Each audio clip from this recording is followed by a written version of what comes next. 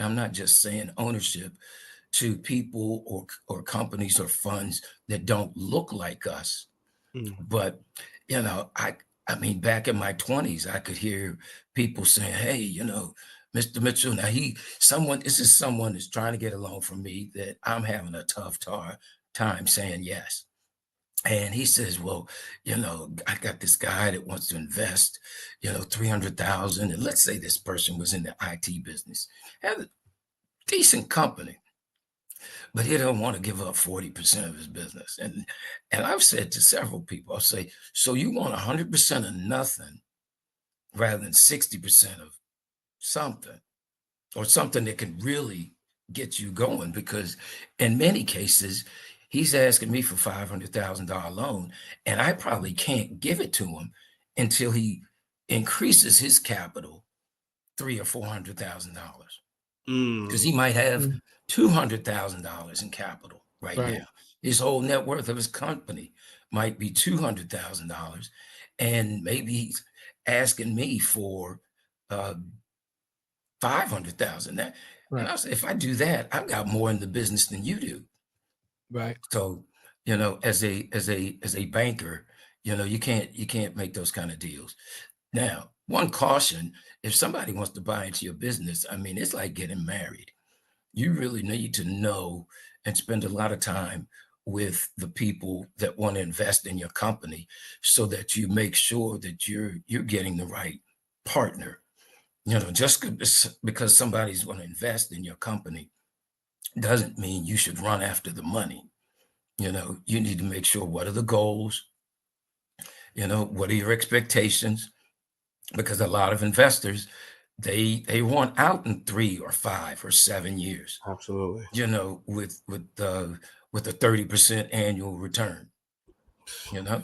See, that's one of the reasons why, and banks are not in the business to lending generally to startups, although we've done some startups.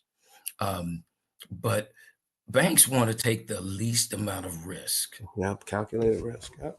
and that's why our rates are lower than any other company, lower than finance company, lower than what venture capitalists want. We might charge you 7 or 8%, and people think that's high. But if there's investors that they're looking for, double digits and 20 and 30% returns, and they want to get out in 7 years. And the reason why we're supposed to take the least amount of risk is because we're lending depositors money, Correct. There it is. right? We're lending your money, and we can't roll the dice with your money. So we have to be the most conservative, take the least amount of risk, and with the least amount of risk is supposed to be the lowest return. So it's just something to think about. And there are investor groups out there, more than there used to be, that are looking for businesses of color to, but you got to have your stuff right. You got to have your business plan. You got to have your management strategy. You have to have your marketing strategy. Most Black-owned businesses, they know their business. They know the business that they're in cold, but they don't know how to run a business. They may not know how to put together good financials, which is important. And they don't go through the process of putting together a well thought out business plan. And it sounds like a check the box thing, having a business plan, but it's not. It's real stuff, not even so much for the bank, but for the owner themselves, to really think out all the elements of a business plan. That's real. It's not the easiest thing in the world No. to go into business for yourself. It sounds sexy, but it's hard stuff.